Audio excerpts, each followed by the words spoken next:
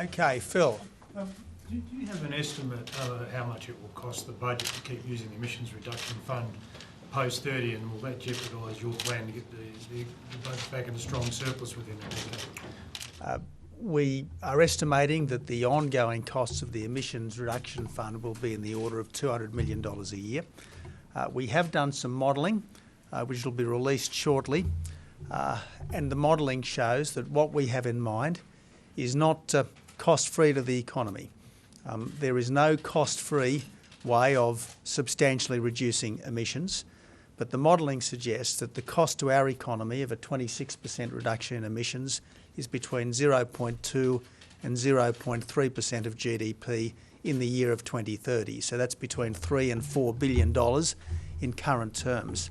The modelling that we've done suggests that achieving a 40% reduction by then will be much more expensive. It'll be over 2% of GDP, so that's in the order of $40 billion. So this is certainly not without costs, but the costs are manageable. It's the Labor Party which is proposing to hit our economy with massive and unmanageable costs, massive increases in power prices, massive increase in the hit on families' cost of living. Lenore? No, I understand that 0.2 to 0.3% of GDP cost is based on the idea that you would allow the purchase of international permits, and that without it, that the cost would be maybe twice as much to the economy if you don't allow international permits to be bought. So will you?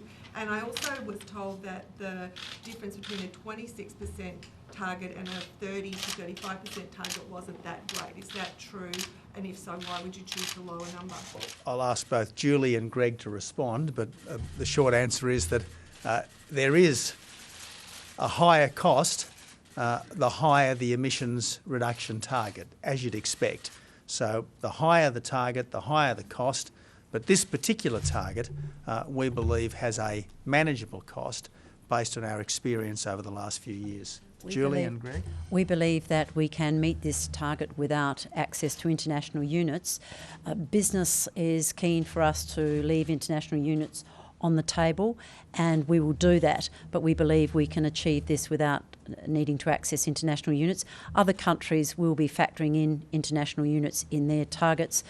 We can look at this again in 2017, 2018 or beyond, but we believe we can achieve this without access to the international units, and we've assured business that we'll leave that option on the table. Greg? Sure.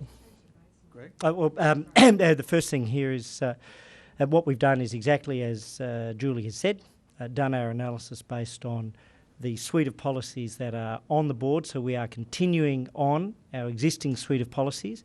It's important to remember this, that the entire carbon tax experiment produced roughly a quarter of the emissions that were gained through the first abatement or emissions reduction fund auction, and that came in at well over $1,000 per tonne of abatement, whereas we produced the emissions reduction at $13.95. So we have a mechanism which produces reductions at a fraction of the cost of the carbon tax. But if using international permits would halve the economic cost, why not allow them?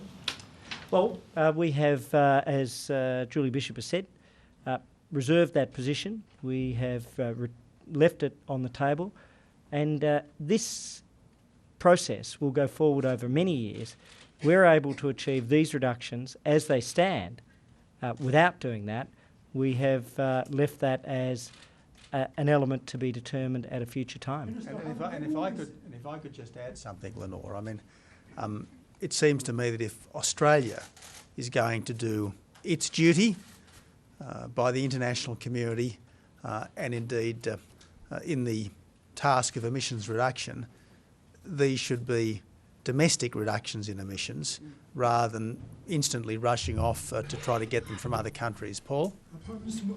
Minister Hunt, when will we see the safeguard mechanism, and how critical is it to achieving the target? Will it include, for example, high fines for big emitters? So the safeguard mechanism is something that is the next phase. So today was the target, and it has been, I've got to say, one of the best processes I've been involved with in my time in Parliament.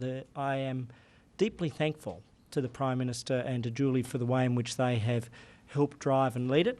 And in terms of the safeguards, that's due to be tabled before the Parliament by the 1st of October, and we are budgeting zero revenue. So we are not looking for any money from any companies. Our position has been the same since 2010. Our policy has been the same, and when our policy was put to the test in the first Emissions Reduction Fund auction, it didn't just succeed, it beat expectations by a factor of 10. Sid? Prime Minister, is this your final offer for Paris? And secondly, the technology improvements and other sources of abatement, does that leave room potentially for a higher renewable energy target if that's deemed feasible?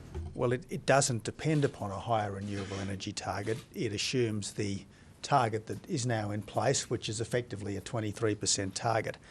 I mean, what we believe is achievable is responsible, and it's certainly environmentally credible given what other countries have put forward. We're not leading, but we're certainly not lagging, and that's what we always said we would achieve. Where we are leading, of course, is in emissions reduction per person, a 50% plus emissions reduction per person, which is the best in the developed world. So, look, this is our target, and we think this is a highly responsible international target. It's environmentally responsible because it's more than comparable with what other countries are doing, and it's economically responsible because it doesn't depend upon a great big new tax on everything or a massive overbuild of renewable capacity in the next few years. David? May I just add, the Paris meeting is not about negotiating targets. In advance of the meeting, countries are expected to put forward their target, hopefully before UN General Assembly Leaders Week. So Australia has put forward our target, about 52 countries have put forward their target. But the Paris meeting is not about negotiating targets, it's about getting all countries to sign up to a global agreement and then the framework for action for the 2-degree goal. Can I just ask you about the Paris Summit? Have you decided not to go and why? And if I could ask the Minister, Greg Hunt, that beige block on the bottom of the ladder there on the graph, it is the, sorry? Apricot.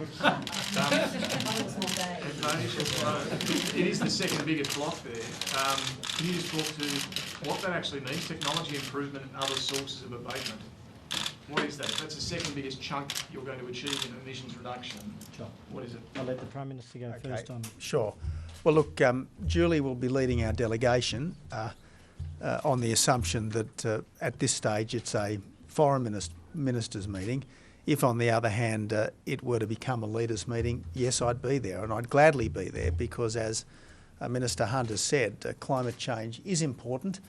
Mankind does make a contribution. We here in Australia should have a strong and effective policy to deal with it, and as today's announcement shows, we do. So the answer is that this component here involves technology, yes, things such as battery storage improvement, which we think is a very significant likely development, but it also includes the potential for carryover. We think Australia will have a significant carryover going into the 2020 period. It also looks at other forms of energy efficiency. We've been very conservative in our assessments of that, and the advice we have on our modelling is that there's a 30% downside in our cost relative to the 0.2% about which the Prime Minister talks. Prime Minister, I understand that the climate skeptics in your party, as described by one of your members today, have indicated to you in the party room meeting that they can live with this. Has this been, what does that say about it for a start, but has this been negotiated with climate skeptics in the party? No, this has been carefully put together to be environmentally and economically responsible. Our 26 to 28% target, it's better than Japan, It's almost the same as New Zealand. It's a whisker below Canada.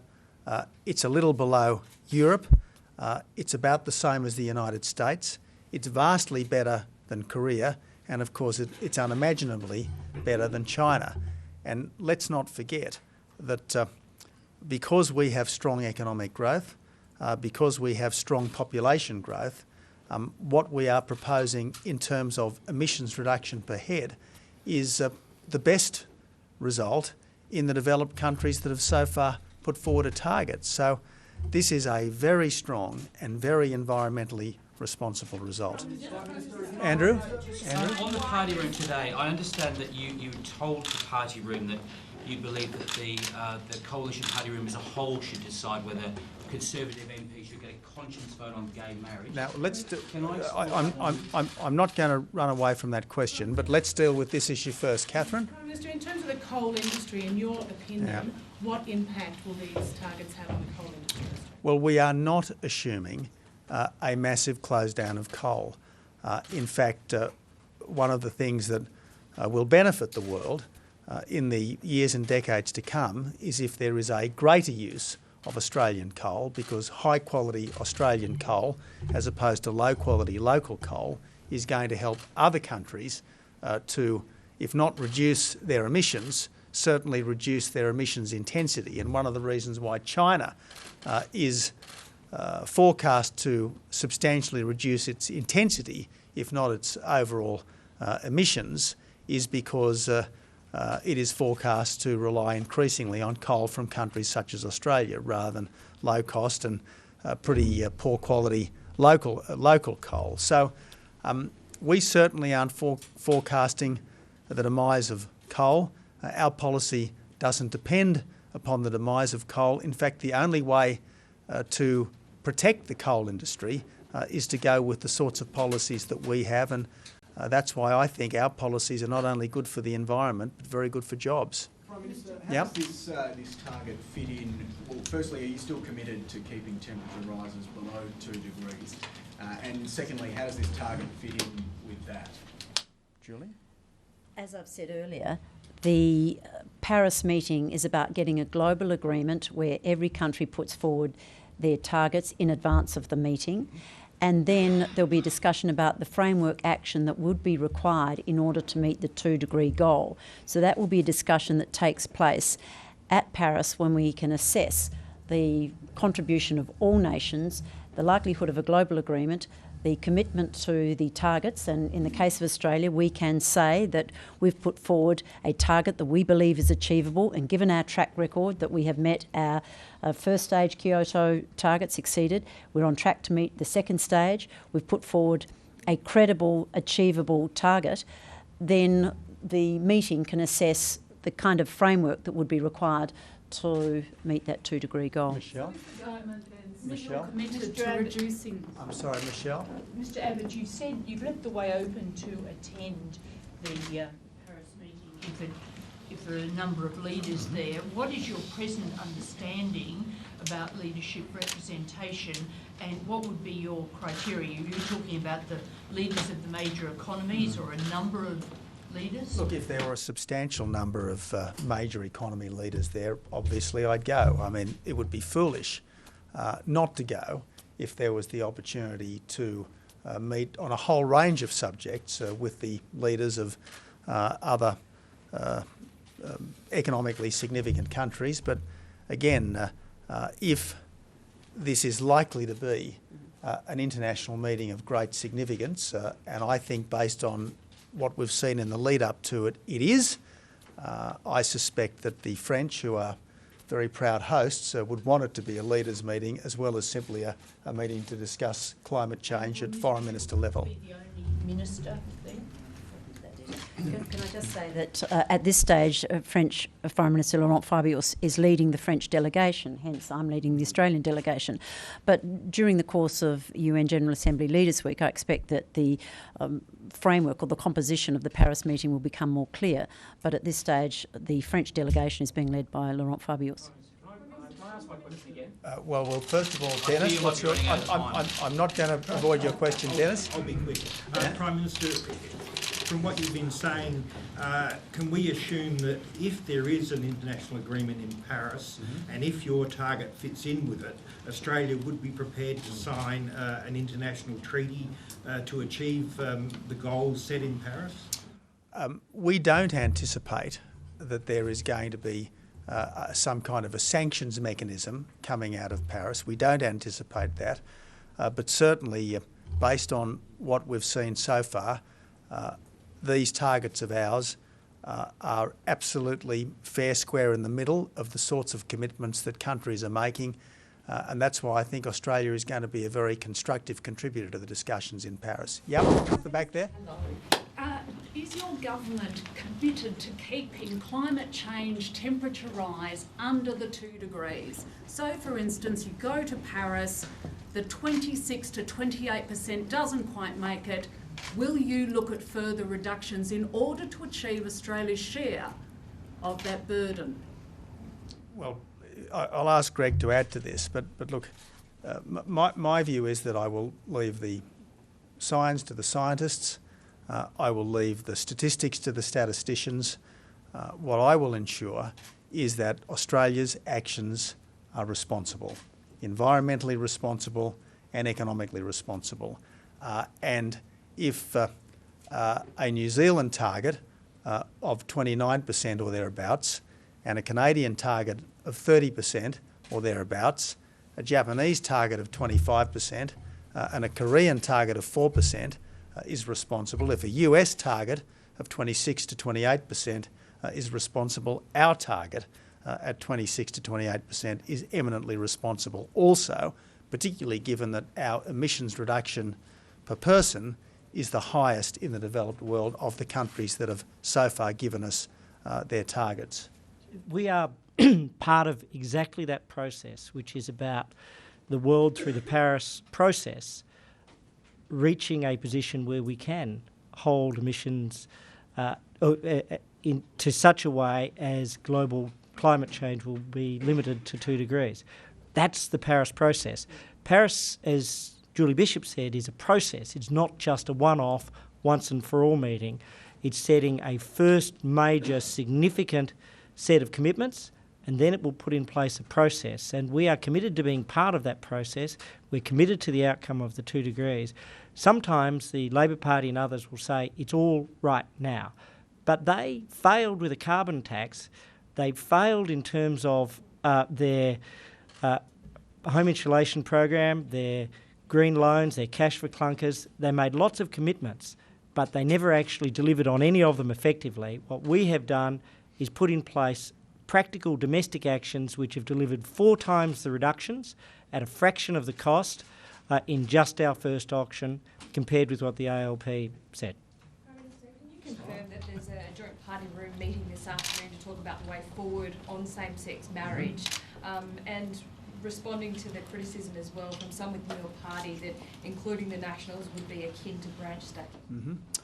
Well, look, if there's no more questions on the issue of the day. Yep. Okay. You changed, you to explain why you changed the baseline to 2005.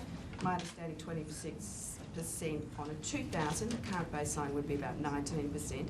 Why did you do that? Because the figures look better, or because what we're looking at when that Greg that the graph that Minister Hunt put up there compares all countries on a like basis on 2005 figures. 2005 are the figures that are being used by the Canadians and the Americans, which I suppose are the economies that are most like ours, significant resource economies as well as advanced economies. But if you look at that like comparison, ours is right bang smack in the middle of the field. And then the last thing here is, of course, there was a certain set of parameters for the Kyoto round of commitments, and then the world has essentially moved. United States and Canada, as the Prime Minister says, New Zealand and Japan, and so Australia as well. And then the general basis has been running from 2005 to 2030.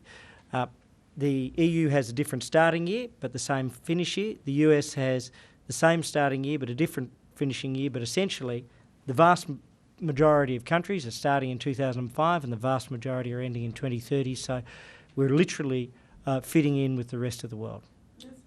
Well, look, I think everyone's had this. There's one up the back there, and that's on this issue. Okay. Minister Hunt, on your April section, does that assume any decline in the manufacturing sector and the intensity of emissions from that sector over that period? So what it looks at is, firstly, positive technology change. Secondly, it compares dramatically to what we saw yesterday with the modelling of the ALP, where they were literally trying to put our mining and our manufacturing out of business. What we saw is a dramatic reduction under the ALP's modelling. They're modelling from government of their own targets using their own policies, which would have seen essentially aluminium in this country go belly up.